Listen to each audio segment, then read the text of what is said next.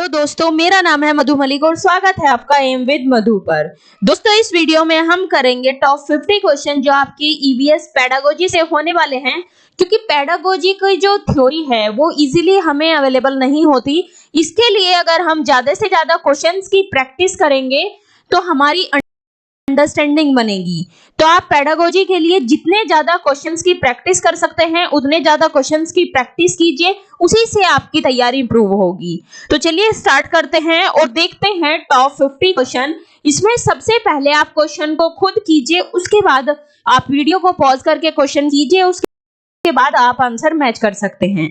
और लास्ट में हमें कमेंट करके जरूर बताना कि कितने क्वेश्चन आपके इसमें से सही हुए हैं। फर्स्ट क्वेश्चन है कि पर्यावरण अध्ययन की पाठ्य पुस्तकों में विभिन्न प्रकरणों में एक खंड करके देखो को शामिल किया गया है, जिसका उद्देश्य है, आपके ऑप्शंस है, घर में शिक्षार्थियों को व्यस्त रखना, सेकंड है प्रत्यक्ष हस्तपरक अनुभव उपलब्ध कराना, थर्ड है परीक्षा में निष्पादन को सुधारना, फोर्थ है वैज्ञानिक शब्दावली की परिभाषाएं सीखना।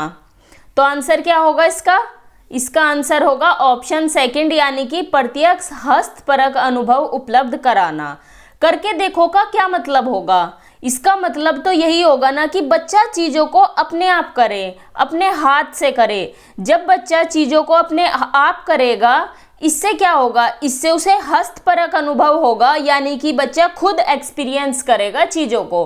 तो इसी वजह से इसका आंसर हुआ ऑप्शन सेकंड, यानी कि प्रत्यक्ष हस्तपरक अनुभव उपलब्ध कराना।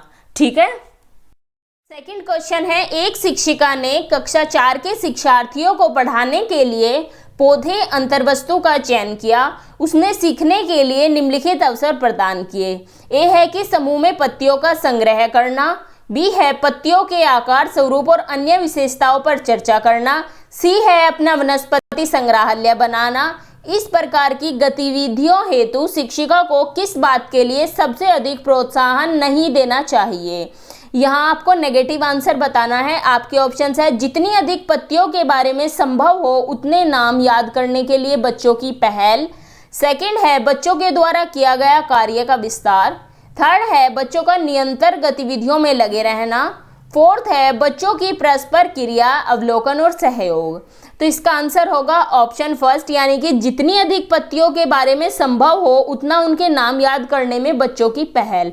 ये आपको नहीं करना है। एक टीचर को कभी भी ये फोर्स नहीं करना बच्चों को कि बच्चे चीज़ों को रटे, चीज़ों को कंटेस्ट करे। तो इसका आंसर होगा सेकंड का ऑप्शन फर्स्ट। थर्ड क्वेश्चन है, पर्यावरण अध्ययन के शिक्षण से उन प्रक्रिया आधारित कौशलों को बढ़ावा दिया जाना चाहिए जो पूछताछ आधारित प्रत्यक्ष अनुभवों के केंद्र बिंदु है। निम्नलिखित में से कौन सा एक ऐसा कौशल नहीं है? आपके ऑप्शंस है पूर्वानुमान, निर्धारण, निष्कर्ष निकालना या फिर अवलोकन। आपको बताना है कि पर्यावरण अध्ययन के शिक्षण से उन प्रक्रिया आधारित कौशलों को बढ़ावा मिलना चाहिए जो पूछताछ आधारित प्रत्यक्ष अनुभवों के केंद्र बिंदु है। तो इसका आंसर होगा निर्धारण। मतलब कि जो चीज़ पहले से ही निर्धारित है तो पूछताछ का इसमें कोई मतलब नहीं रह जाता। पूर्वानुमान भी आप डिस्कशन में पूर्वानुमान भी लगा सकते हैं, निष्कर्ष भी निकाल सकते हैं और चीज़ों को ऑब्जर्व भी कर सकते हैं, यानी कि उनका अवलोकन भी किया जा सकता है। तो थर्ड का होगा ऑप्शन सेकंड, यानी कि जो चीज़ पहले से निर्धारित है तो उसका कोई मतलब नहीं है कि उसकी पूछताछ की जाए। फोर्थ क्वेश्चन है, राधा विभिन्न प्रकार के यात्रा टिकटों का उपयोग करती है। ऐसे टिकटों के उपयोग से निम्नलिखित में से किस संकल्पना पर प्रभावपूर्ण ढंग से चर्चा की जा सकती है? आपको यहाँ पर कुछ पॉइंट दिए हुए हैं। आपको बताना है कि यात्रा के जो टिकट होते हैं उनमें से किस संकल्पना पर प्रभावपूर्ण ढंग से चर्चा कर सकते हैं हम टिकट के उपयोग को लेकर। तो ए पॉइंट है, अलग अलग साधनों से यात्रा करने पर यात्रा की लागत भी भिन्न होती है। बी है, यात्रा की लागत उस वाहन द्वारा प्रयुक्त ईंधन पर निर्भर करती है। सी है, सार्वजनिक परिवहन से एक स्थान से दूसरे स्थान जाने के लिए हमें टिकट चाहिए। और डी है, आरक्षण प्रक्रिया की समझ। तो आपको बताना है कि हम जो टिकट का उपयोग करते हैं इनमें से कौन सी ऐसी संकल्पना है जिस पर प्रभावपूर्ण ढंग से हम चर्चा कर सकते हैं। तो इसमें फर्स्ट ऑप्शन है अलग अलग साधनों से यात्रा करने पर यात्रा की लागत भी भिन्न भिन्न होती है। बिल्कुल इस पर चर्चा की जा सकती है। आप बच्चों से पता कर सकते हैं कि अगर कोई ट्रेन से जाता है तो वह टिकट है वह कितने रुपए का है, टिकट के बारे में पूछ सकते हैं। और बस से जाता है, बस के टिकट की कीमत अलग होती है। तो ये सभी चीज़ों पर चर्चा की जा सकती है। बी है कि यात्रा की लागत उस वाहन द्वारा प्रयुक्त ईंधन पर निर्भर करती है। ये पॉइंट पर हम चर्चा नहीं कर सकते क्योंकि ऐसा नहीं है कि जो लागत है यात्रा की वह वाहन के ईंधन पर निर्भर करे, क्योंकि जो रिक्शा है, रिक्शा कोई व्यक्ति चलाता है, वह वाहन के ईंधन पर डिपेंड नहीं होती। उसका जो किराया होता है वह जो व्यक्ति रिक्शा चला रहा है उसके श्रम पर निर्भर करता है। ठीक है, तो बी पॉइंट पर नहीं। सी है सार्वजनिक परिवहन से एक स्थान से दूसरे स्थान जाने के लिए हमें टिकट चाहिए, इस पर भी हम चर्चा कर सकते हैं। डी है आरक्षण प्रक्रिया की समझ। हम प्राथमिक स्तर की बात कर रहे हैं यहाँ पर। आरक्षण प्रक्रिया की समझ ये बच्चों के लेवल का टॉपिक नहीं है, हम इस पर डिस्कस नहीं कर सकते। तो इसका आंसर होगा ऑप्शन थर्ड यानी कि ए और सी। अलग अलग साधनों से यात्रा करने पर यात्रा की लागत भी भिन्न होती है और सार्वजनिक परिवहन से एक स्थान से दूसरे स्थान पर जाने के लिए हमें टिकट चाहिए। हम इन दोनों पॉइंट पर चर्चा कर सकते हैं। फिफ्थ है कि प्राथमिक कक्षाओं के विद्यार्थियों को मानचित्र शिक्षण के लिए निम्नलिखित में से कौन सी युक्ति सर्वाधिक उपयुक्त प्रतीत होती है। अब यहाँ पर कुछ आपको पॉइंट्स दिए हुए हैं, आपको बताना है कि प्राथमिक कक्षाओं के विद्यार्थियों को मानचित्र पढ़ाने के लिए सबसे अच्छा मेथड इनमें से कौन सा है। फर्स्ट पॉइंट है अध्यापक द्वारा सामपट पर मानचित्र बनाना और शिक्षार्थियों को विभिन्न स्थानों की स्थिति बताने के लिए कहना। सेकंड है शिक्षार्थियों को निर्देश देना कि वे घर से भारत का मानचित्र लेकर आए। थर्ड है शिक्षार्थियों को एटलस दिखाना और विभिन्न स्थानों की स्थिति बताने के लिए कहना। फोर्थ है शिक्षार्थियों की सहायता करना कि वे अपने ही संकेतों का उपयोग करते हुए अपने निकटतम परिवेश का मानचित्र बनाएं तथा वस्तुओं की सापेक्ष स्थिति और दिशा पर ध्यान केंद्रित करें। तो इसका आंसर होगा ऑप्शन फोर्थ यानी कि जो शिक्षार्थी है वह अपने संकेतों का उपयोग करते हुए जो उनका निकटतम परिवेश है उसका मानचित्र बनाकर जो वस्तुएं हैं उनकी सापेक्ष स्थिति और दिशा पर ध्यान केंद्रित करें। कुल मिलाकर इसमें कहने का मतलब यह है कि जो शिक्षार्थियों की शिक्षा है वह उनकी डेली लाइफ से जोड़ी जा रही है। ठीक है, तो फोर्थ फिफ्थ का होगा ऑप्शन फोर्थ। सिक्स्थ क्वेश्चन है कक्षा 5 की अध्यापिका माहिका चाहती है कि उसके विद्यार्थी आसपास के पौधों का अवलोकन करें। सार्थक अधिगम के लिए उसे बच्चों को क्या करने के लिए प्रोत्साहित करना चाहिए। आपके ऑप्शन है समझना कि पौधे भी सजीव होते हैं। सेकंड है समझना कि पौधे हमारे लिए उपयोगी होते हैं। थर्ड है अधिकतम पौधों के नाम लिखना और फोर्थ है उनकी ऊंचाई, पत्तियों, गंध और उगने के स्थानों में अंतर का अवलोकन करना। अब जो शिक्षिका है वह क्या करना चाहती है, वह चाहती है कि जो विद्यार्थी है अपने आसपास के पौधों का अवलोकन करे। इसके लिए वह उन्हें कैसे प्रोत्साहित कर सकती है। तो इसका आंसर होगा ऑप्शन फोर्थ यानी कि उनकी ऊंचाई, पत्ती, गंध और उगने के स्थानों में अंतर का अवलोकन करें। इससे बच्चे एक्टिव होकर सीखेंगे, उसमें एक्टिव होकर पार्टिसिपेट करेंगे तो उनका सीखना भी ज़्यादा होगा। सेवंथ क्वेश्चन है प्राथमिक स्तर पर पर्यावरण अध्ययन पढ़ाने के लिए निम्नलिखित में से कौन सा पहलू सबसे महत्वपूर्ण होना चाहिए। आपके ऑप्शन है क्रियाकलाप संचालित करना तथा कौशलों का विकास करना। सेकंड है आकलन में सफलता प्राप्त करना। थर्ड है विज्ञान की आधारभूत संकल्पनाओं को समझना और फोर्थ है कि सीखने वाले को प्राकृतिक और सामाजिक सांस्कृतिक पर्यावरण से जोड़ना। तो सेवंथ का आंसर होगा ऑप्शन फोर्थ यानी कि जो सीखने वाले हैं यानी कि जो बच्चे हैं उन्हें उनके प्राकृतिक और सामाजिक सांस्कृतिक वातावरण से जोड़ना। यानी कि जो सीखना है बच्चे का, जो बच्चों को सिखा रहे हैं वह उनकी डेली लाइफ से जोड़ना। ये पॉइंट तो आपको ईवीएस के जो पेडागोजी है उसमें बार बार देखने को मिलेगा कि बच्चों को उनकी डेली लाइफ से जोड़कर सिखाया जाए। तो सेवंथ का होगा ऑप्शन फोर्थ। एट्थ क्वेश्चन है प्राथमिक स्तर पर मानचित्रांकन सिखाने से शिक्षार्थियों में निम्नलिखित में से किस कौशल को बढ़ावा मिलता है। आपके ऑप्शंस है फर्स्ट है साफ सुथरे रेखांकन, सेकंड है गणनाएं और अनुमान, थर्ड है माप के अनुसार चित्रण और फोर्थ है सापेक्ष स्थिति और दिशाबोध की जानकारी। आपको बताना है जो मानचित्रांकन है यानी कि मैप को सिखाने के लिए शिक्षार्थियों में किस कौशल को बढ़ावा मिलता है। तो इसका आंसर होगा ऑप्शन फोर्थ यानी कि सापेक्ष स्थिति और दिशाबोध की जानकारी। मैप से बच्चे क्या सीखेंगे, किसी स्थान की स्थिति और उसके दिशा के बारे में जानकारी प्राप्त करेंगे।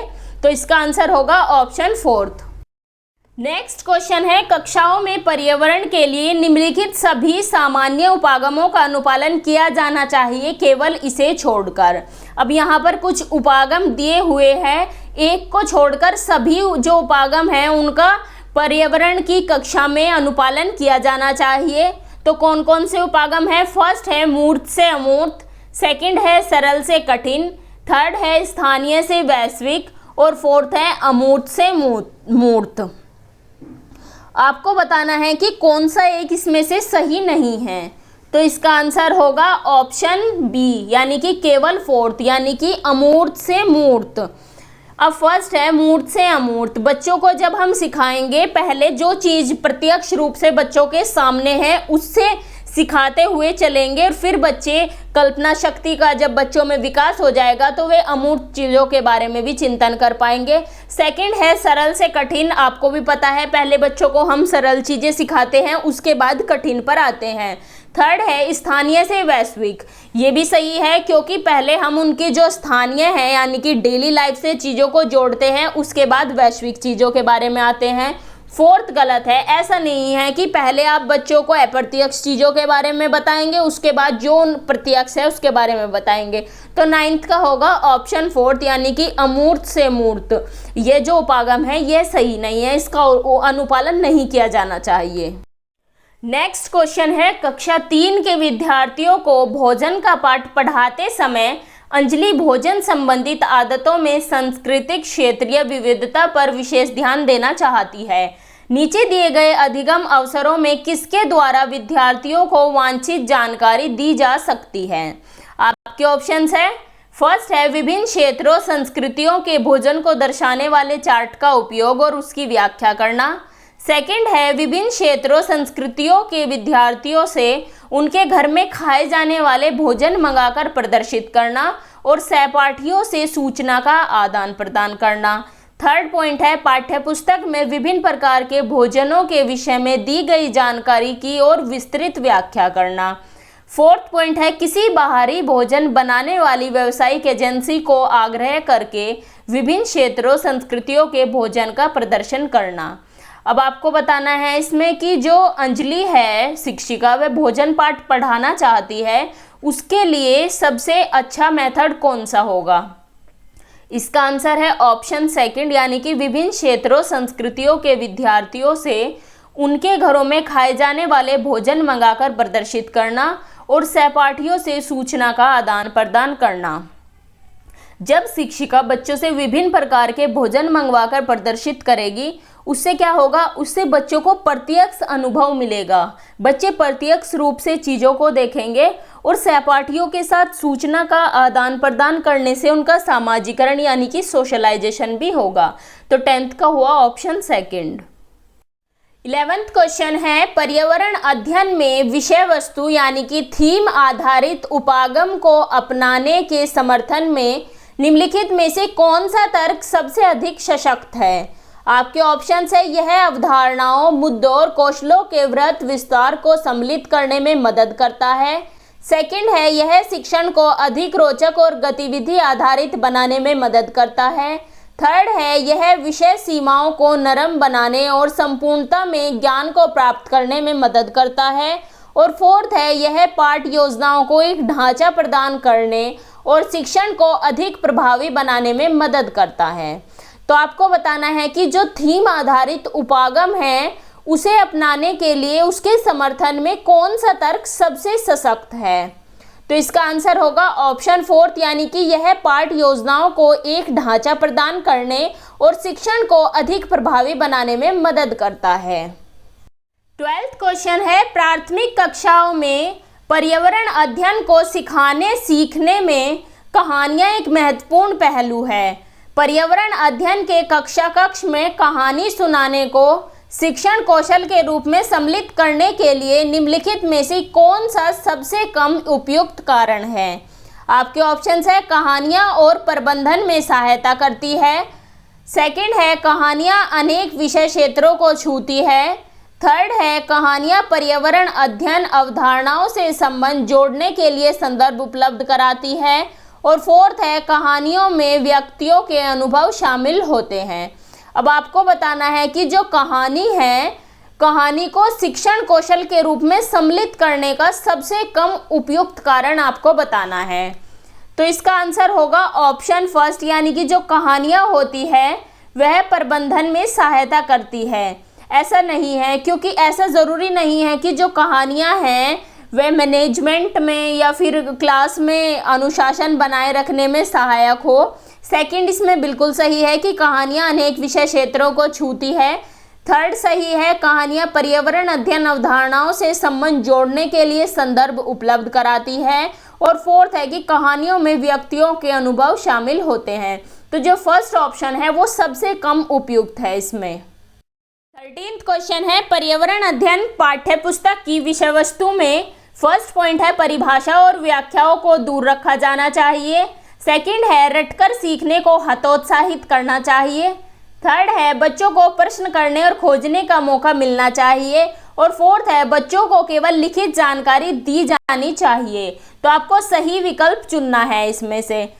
इसमें आपका आंसर होगा ऑप्शन सी, यानी कि फर्स्ट, सेकंड और थर्ड पॉइंट इसमें राइट है। फर्स्ट यानी कि परिभाषा और व्याख्याओं को दूर रखा जाना चाहिए। यहाँ बात हो रही है आपकी प्राथमिक स्तर की, इसमें परिभाषा और व्याख्याओं को दूर रखा जाना चाहिए। सेकंड है रटकर सीखने को हतोत्साहित करना चाहिए। यहाँ पर आपको फोकस करना है हतोत्साहित वर्ड पर। यहाँ पर हतोत्साहित दिया हुआ है, आप इसको प्रोत्साहित मत समझना। हतोत्साहित का मतलब होता है डिस्करेज, बच्चों को डिस्करेज करे कि वे रटकर उन्हें नहीं सीखना। थर्ड है कि बच्चों को प्रश्न करने और खोजने का मौका मिलना चाहिए, ये भी आपका सही है। और फोर्थ आपका इसलिए गलत है क्योंकि इसमें दिया हुआ है बच्चों को केवल लिखित जानकारी दी जानी चाहिए। ऐसा नहीं है कि केवल उन्हें लिखवाते ही रहो, उन्हें लिखित ही जानकारी सारी देते रहो। तो आपका इसमें फोर्थ पॉइंट गलत है। तो इसका आंसर होगा ऑप्शन सी।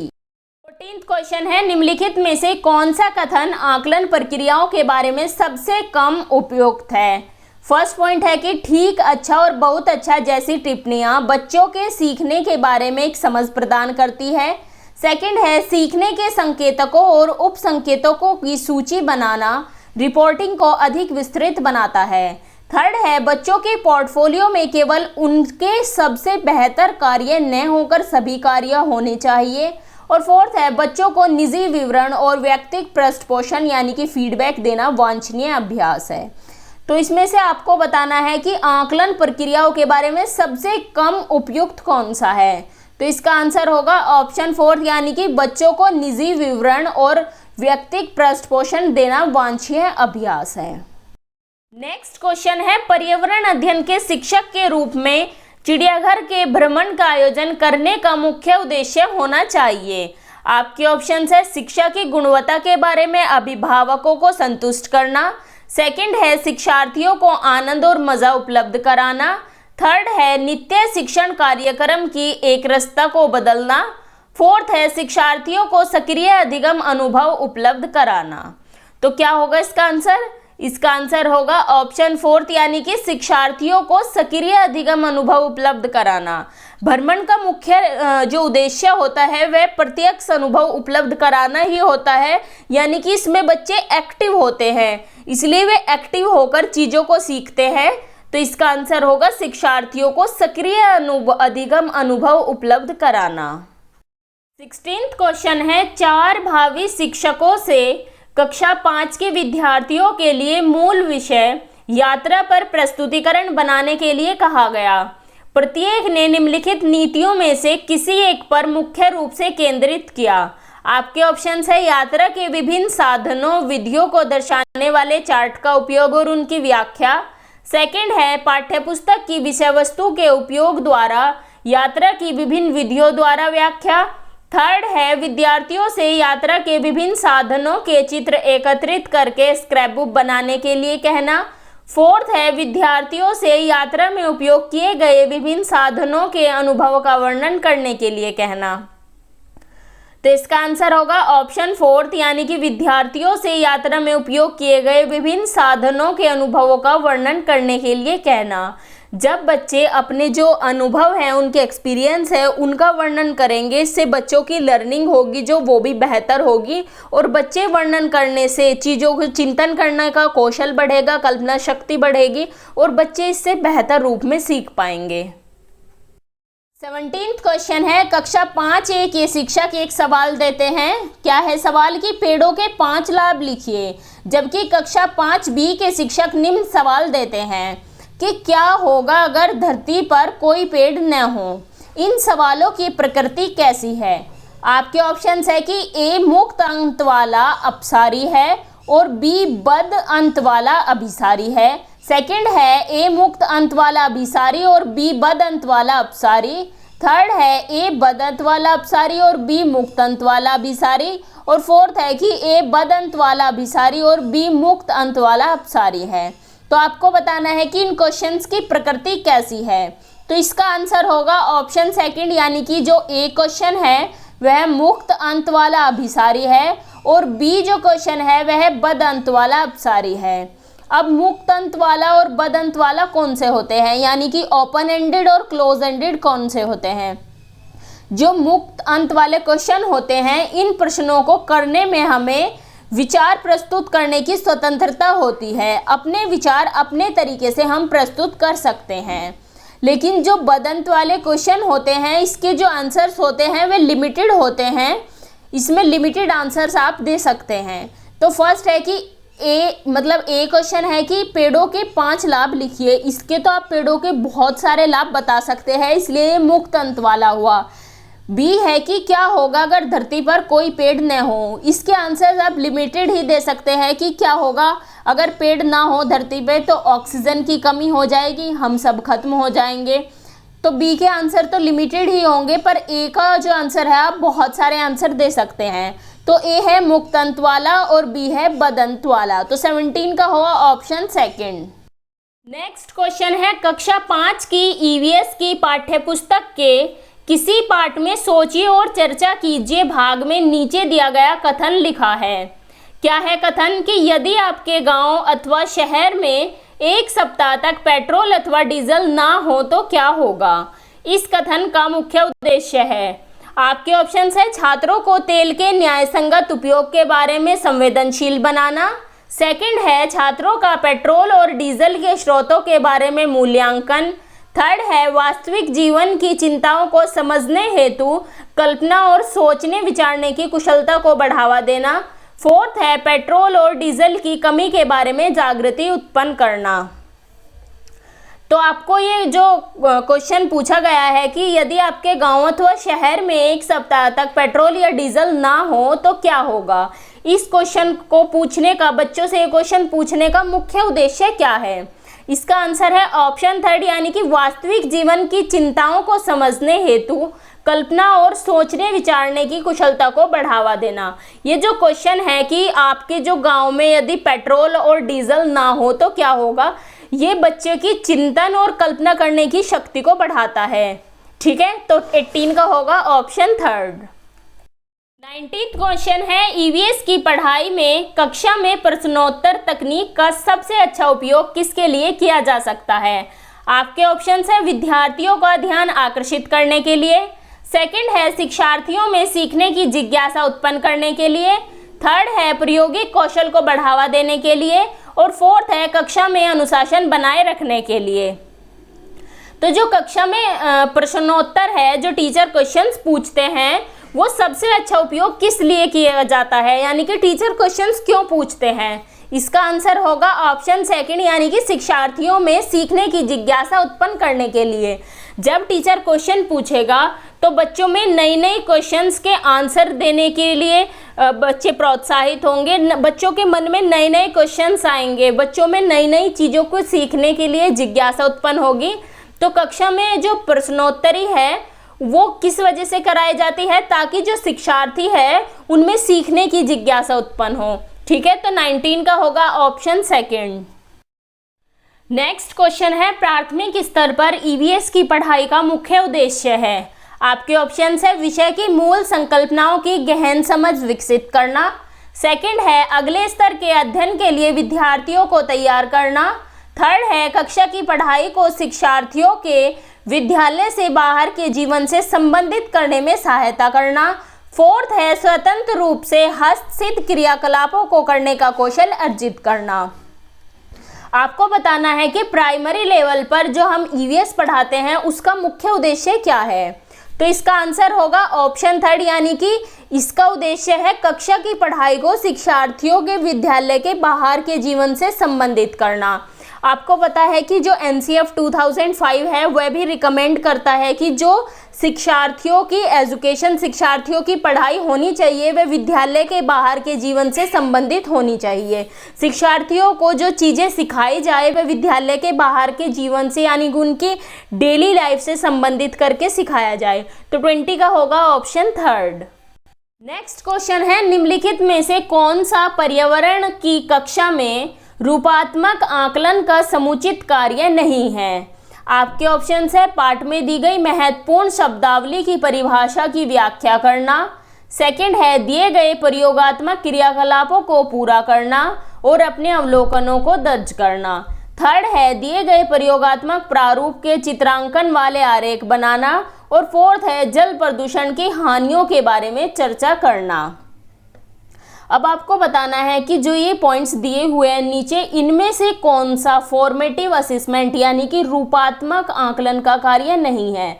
फॉर्मेटिव असेसमेंट जो होता है वह आपका पढ़ाते समय पूरे वर्ष भर किया जाता है, पढ़ाने के साथ साथ आपका आकलन चलता रहता है, ठीक है। तो इसमें से बताना है कौन सा समुचित कार्य उसका नहीं है। तो 21 का होगा ऑप्शन फोर्थ, यानी कि जल प्रदूषण की हानियों के बारे में चर्चा करना, ठीक है।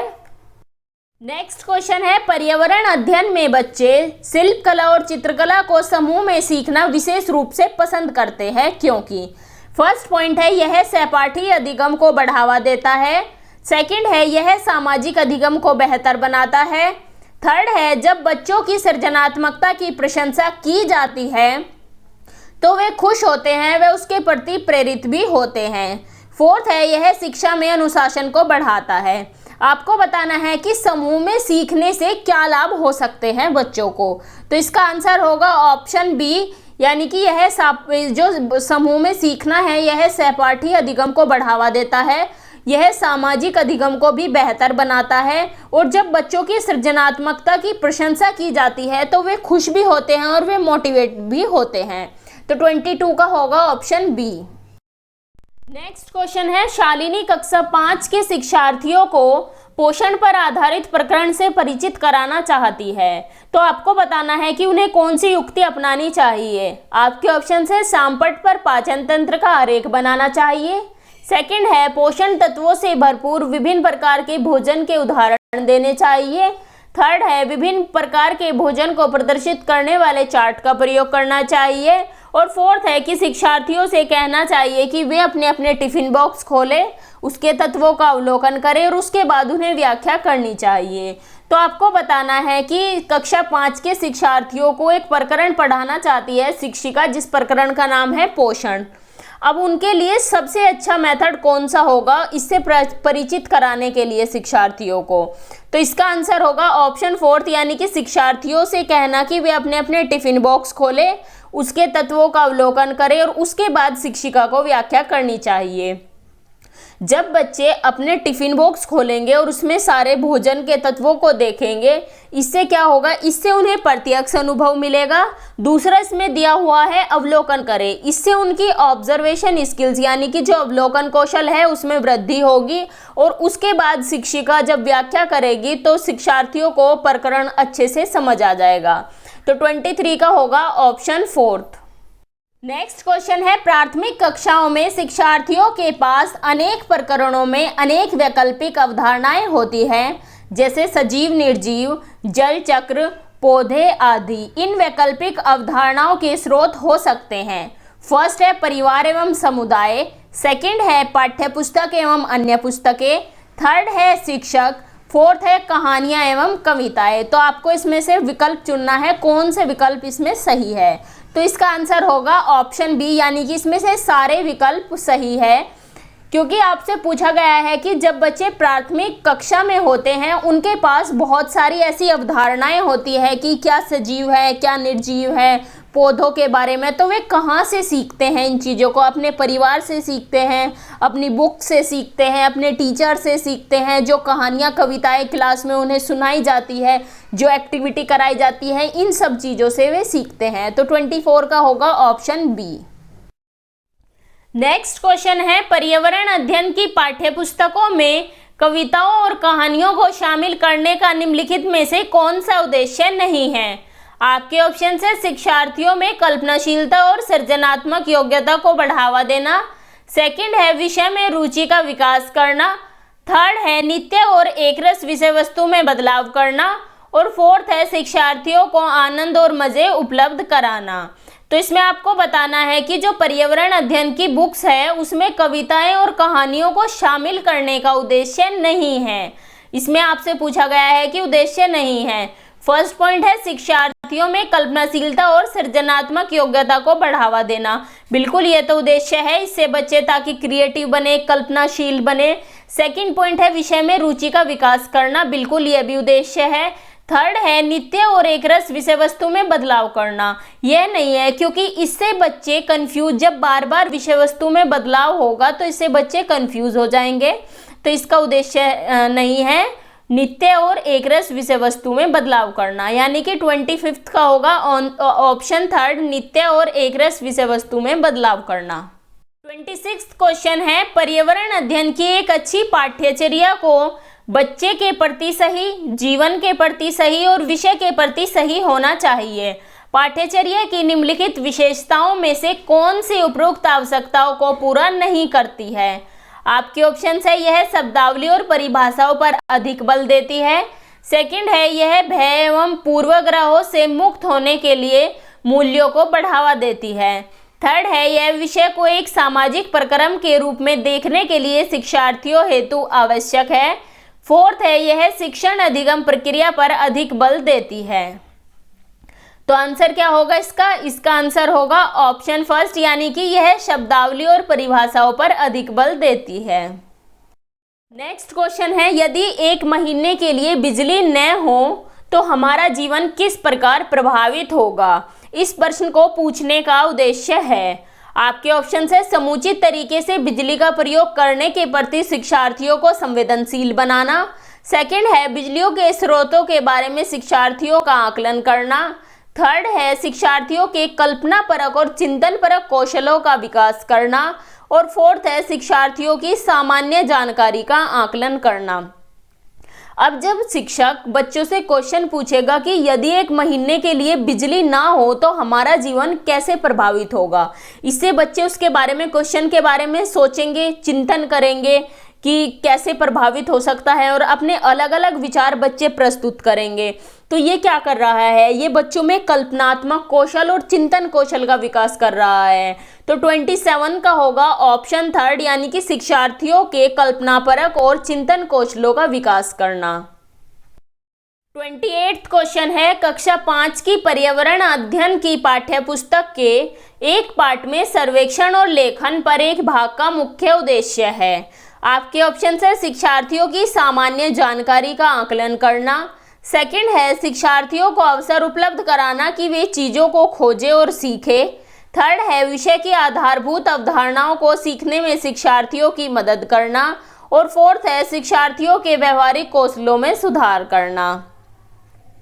तो आपको बताना है कि जो पर्यावरण अध्ययन की पाठ्यपुस्तक है उसमें एक पाठ दिया हुआ है सर्वेक्षण और लेखन।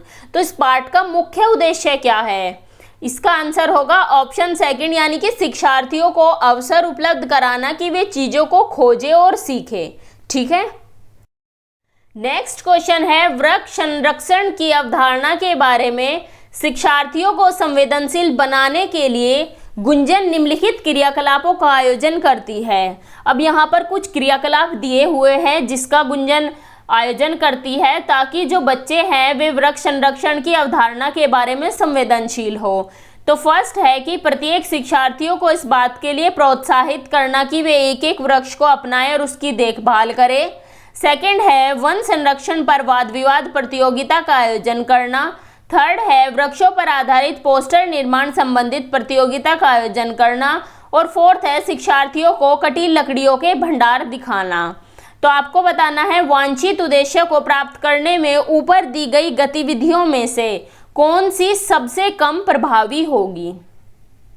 सबसे कम प्रभावी बताना है आपको कौन सी होगी। तो इसका आंसर होगा ऑप्शन डी यानी कि फोर्थ गतिविधि।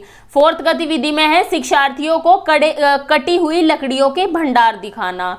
ये सबसे कम प्रभावी होगी क्योंकि जब आप बच्चों को कटी हुई लकड़ियों के भंडार दिखाओगे, बच्चों के मन में क्या आएगा? बच्चे तो यही सोचेंगे कि हम लकड़ियों को प्राप्त करने के लिए वनों को काट सकते हैं। इससे वृक्ष संरक्षण की अवधारणा के बारे में तो बच्चे की समझ विकसित नहीं होगी कि हम वृक्षों को संरक्षित कर सकते हैं। बच्चे सोचेंगे कि हम लकड़ियों को वृक्षों को काट सकते हैं लकड़ियां प्राप्त करने के लिए। तो ये एक निगेटिव मैसेज लेकर जाएगा। तो 29 का होगा ऑप्शन फोर्थ यानी कि शिक्षार्थियों को कटी लकड़ियों के भंडार दिखाना। यह सबसे कम प्रभावी गतिविधि होगी। नेक्स्ट क्वेश्चन है निम्नलिखित में से कौन सा प्राथमिक स्तर पर पर्यावरण अध्ययन की पाठ्यचर्या की आवश्यकता के अनुरूप नहीं है। ऑप्शंस है उसे शिक्षार्थियों के मानसिक स्तर के अनुकूल होना चाहिए। सेकंड है उसे काम की दुनिया में प्रवेश के लिए शिक्षार्थियों को ज्ञान एवं कौशल से लैस करना चाहिए। थर्ड है उसे शिक्षार्थियों में पर्यावरण के सरोकार को उत्पन्न करना चाहिए। और फोर्थ है उसे शिक्षार्थियों को उन पद्धतियों और प्रक्रियाओं को अर्जित करने में शामिल रखना चाहिए जो नए ज्ञान को उत्पन्न करने में आगे ले जाए। तो इसमें आपसे पूछा है कि पर्यावरण अध्ययन की पाठ्यचर्या की आवश्यकता के अनुरूप नहीं है। ये नेगेटिव आंसर आपको इसमें सेलेक्ट करना है। तो इसका आंसर क्या होगा? इसका आंसर होगा ऑप्शन सेकंड यानी कि उसे काम की दुनिया में प्रवेश के लिए शिक्षार्थियों को ज्ञान और कौशल से लैस करना चाहिए।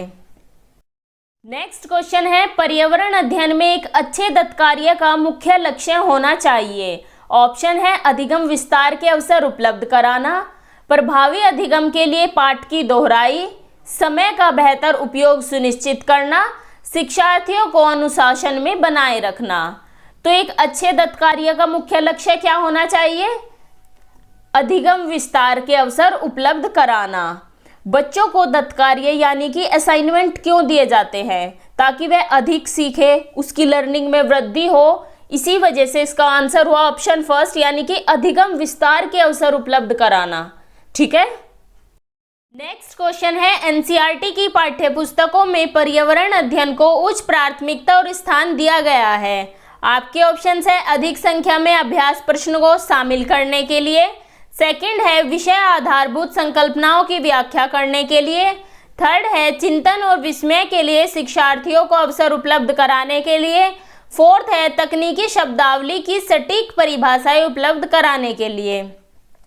इसमें आपको बताना है कि जो एनसीईआरटी की बुक्स है उसमें पर्यावरण अध्ययन को उच्च प्राथमिकता और स्थान क्यों दिया गया है।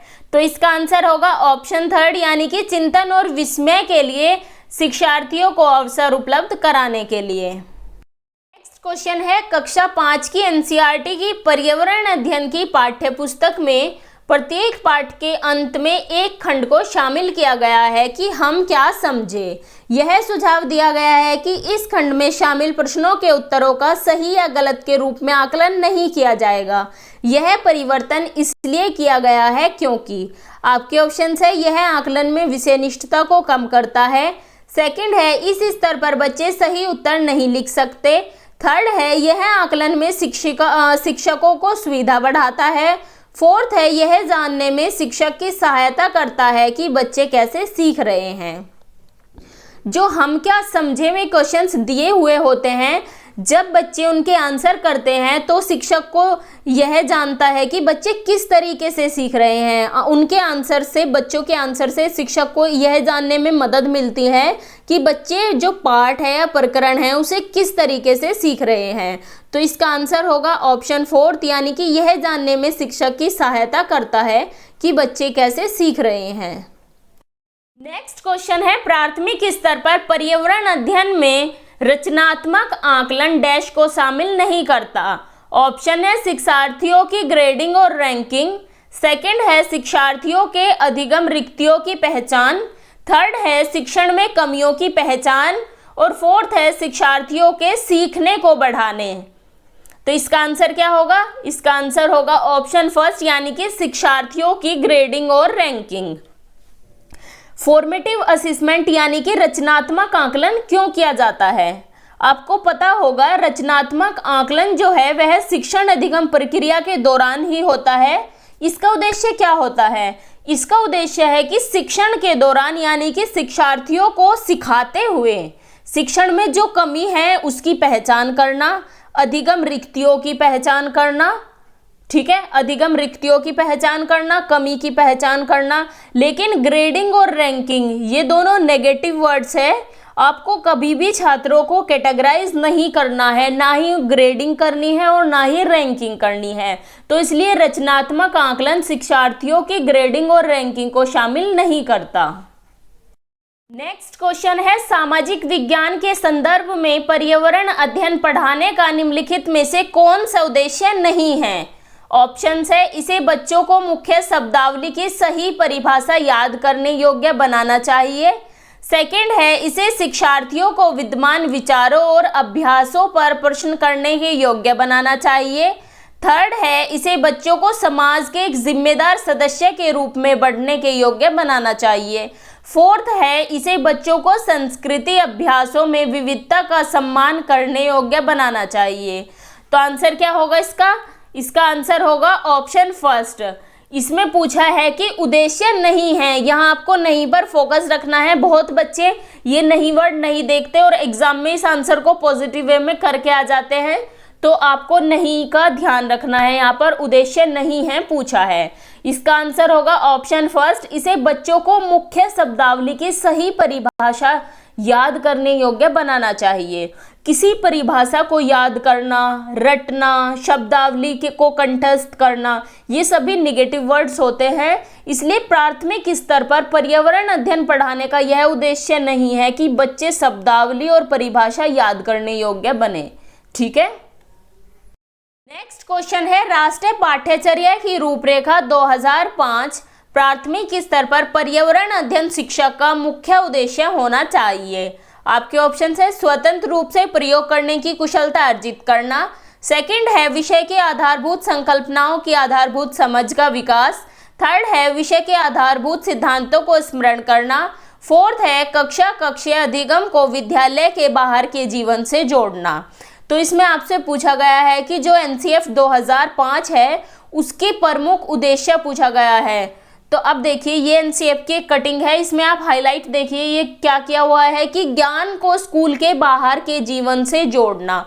इसमें एनसीएफ में 5 मुख्य सिद्धांत दिए हुए हैं। फर्स्ट है कि ज्ञान को स्कूल के बाहर के जीवन से जोड़ना, सेकंड है पढ़ाई रटंत प्रणाली से मुक्त हो, थर्ड है पाठ्यचर्या का इस तरह संवर्धन कि वह बच्चों को चहुमुखी विकास के अवसर मुहैया कराए, फोर्थ है परीक्षा को अपेक्षाकृत अधिक लचीला बनाना और कक्षा की गतिविधियों से जोड़ना, फिफ्थ है एक ऐसी अधिभावी पहचान का विकास जिसमें प्रजातांत्रिक राज्य व्यवस्था के अंतर्गत राष्ट्रीय चिंताएं समाहित हो। तो आप ये पांचों के पांचों पॉइंट याद रखेंगे। बाकी एनसीएफ का आपको एक अलग से वीडियो मिल जाएगा, एक अलग से वीडियो बनाएंगे एनसीएफ के ऊपर, उसमें आपको सभी पॉइंट्स जो भी इंपॉर्टेंट पॉइंट होंगे, क्योंकि एनसीएफ का क्वेश्चन काफ़ी बार पूछा जाता है सीटेट में, केवीएस में, कोई भी टीचिंग से रिलेटेड एग्जाम हो एनसीएफ का क्वेश्चन आपको देखने को मिलेगा ही मिलेगा। तो एनसीएफ पे एक अलग से वीडियो मिलेगी आपको। अब ये 5 पॉइंट आपको याद रखने हैं जो एनसीएफ की प्रमुख रिकमेंडेशन थी।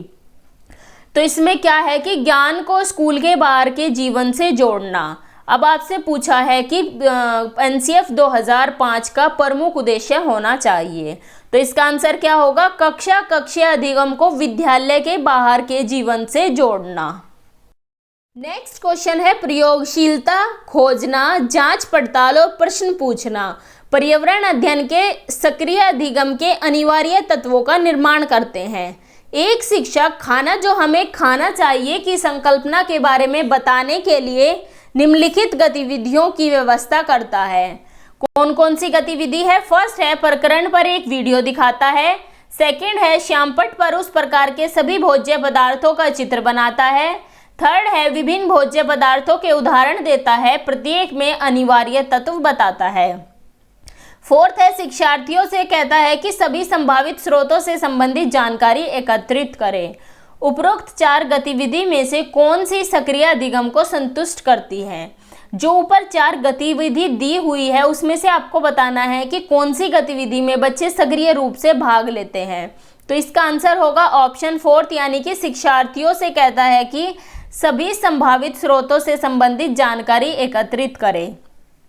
जब बच्चे खुद से जानकारी को एकत्रित करेंगे तो वह इसमें एक्टिव रूप से पार्टिसिपेट करेंगे, यानी कि सक्रिय अधिगम होगा उनका, सक्रिय रूप से इसमें पार्टिसिपेट करेंगे। ठीक है, तो 29 का होगा ऑप्शन 4, यानी कि शिक्षार्थियों से कहता है कि सभी संभावित स्रोतों से संबंधित जानकारी एकत्रित करें। नेक्स्ट क्वेश्चन है, शालिनी ने कक्षा 5 के विद्यार्थियों को विज्ञान केंद्र दिखाने के लिए शैक्षिक भ्रमण की योजना बनाई। नीचे दिया गया कौन सा सामान्य निर्देश इस भ्रमण के लिए अप्रासंगिक है? आपके ऑप्शंस है प्रदर्शन के समय अपनी शंकाओं के विषय में पूछना। सेकंड है अपना दिन भर का पूरा बस्तर लेकर आना। थर्ड है बिना मुझे सूचित किए कहीं नहीं जाना। और फोर्थ है अपने साथ पेन और नोटपैड लेकर आना।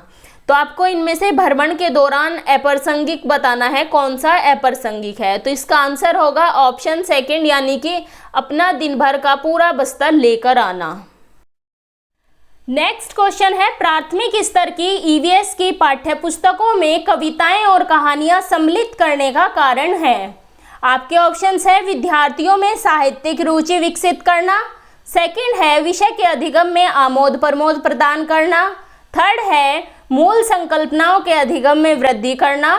और फोर्थ है विषय वस्तु को प्रस्तुत करने की नित्यचर्या और एक रस्ता में परिवर्तन। आपको बताना है कि जो ईवीएस की पाठ्य पुस्तकें हैं उसमें कविताएं और कहानियों को क्यों सम्मिलित किया जाता है। तो इसका आंसर होगा ऑप्शन 2, यानी कि विषय के अधिगम में आमोद प्रमोद प्रदान करना। जिस कार्य को करने से बच्चों को खुशी मिलती है, बच्चे खुश होकर जिस कार्य को करना पसंद करते हैं वहाँ बच्चों का सीखना अधिक होता है, बच्चे वहाँ अधिक सीखते हैं। ठीक है, तो 17 का होगा ऑप्शन 2, विषय के अधिगम में आमोद प्रमोद प्रदान करना। नेक्स्ट क्वेश्चन है, प्राथमिक स्तर पर वनों के संरक्षण की संकल्पना के बारे में विद्यार्थियों को संवेदनशील बनाने के लिए नीचे दिया गया कौन सा क्रियाकलाप उपयुक्त नहीं है? आपके ऑप्शंस है वृक्षों पर नारा लेखन प्रतियोगिता आयोजित करना। सेकंड है प्रत्येक छात्र को एक वृक्ष को अपनाकर उसकी देखरेख के लिए प्रोत्साहित करना। और थर्ड है बच्चों को लकड़ी के लट्ठों का भंडार दिखाना। फोर्थ है वृक्षों पर पोस्टर बनाने की प्रतियोगिता आयोजित करना। वृक्षों के संरक्षण की संकल्पना पढ़ाने के लिए इनमें से सबसे उपयुक्त नहीं है, ये पूछा गया है आपसे। तो इसका आंसर होगा ऑप्शन 3, बच्चों को लकड़ी के लट्ठों का भंडार दिखाना। क्योंकि अगर आप बच्चों को लकड़ी के लट्ठों का भंडार दिखाओगे, इससे बच्चों में एक नेगेटिव मैसेज आएगा कि हम पेड़ों को काट सकते हैं लकड़ियां प्राप्त करने के लिए। ठीक है, तो इसका ऑप्शन होगा बच्चों को लकड़ी के लट्ठों का भंडार नहीं दिखाएंगे, ये सबसे उपयुक्त नहीं है इसमें। ठीक है, नेक्स्ट क्वेश्चन है, ईवीएस की कक्षा में जल का पाठ पढ़ाते समय अंजलि ने अपनी कक्षा में जल के विभिन्न स्रोतों और जल को संरक्षित करने के लिए व्यक्तिगत क्रियाओं पर रोल प्ले आयोजित किया। इस क्रियाकलाप का मुख्य उद्देश्य है। आपके ऑप्शन है विद्यार्थियों की सामाजिक कुशलताओं में सुधार करना। सेकंड है अधिगम की प्रक्रिया में एक रास्ता को तोड़ना। थर्ड है अधिगम की प्रक्रिया में विद्यार्थियों का सक्रिय भाग लेना सुनिश्चित करना। और फोर्थ है जल के स्रोतों के विषय में विद्यार्थियों के ज्ञान में वृद्धि करना। अब जो शिक्षिका है वह जल का पाठ पढ़ाने के लिए रोल प्ले आयोजित कराती है। रोल प्ले करने से क्या होगा, रोल प्ले से बच्चे उसमें सक्रिय रूप से भाग लेंगे, बच्चे इससे सक्रिय होकर सीखेंगे। तो इसका आंसर होगा ऑप्शन 3, यानी कि अधिगम की प्रक्रिया में विद्यार्थियों का सक्रिय भाग लेना सुनिश्चित करना। नेक्स्ट क्वेश्चन है, प्राथमिक स्तर के ईवीएस की पाठ्यचर्या को शुद्ध विज्ञान और सामाजिक विज्ञान की संकल्पनाओं को सम्मिलित करके विकसित किया गया है। आपके ऑप्शन है शिक्षार्थियों को पर्यावरण को संपूर्ण ढंग से देखने योग्य बनाना, सेकंड है पढ़ाई के विषयों की संख्या को कम करना, थर्ड है विद्यार्थी के बस्ते का बोझ कम करना और फोर्थ है विषय अध्यापकों की आवश्यकता को कम करना। आपको बताना है कि जो ईवीएस है प्राथमिक स्तर पर, उसमें शुद्ध विज्ञान और सामाजिक विज्ञान को सम्मिलित करके ईवीएस को बनाया गया है।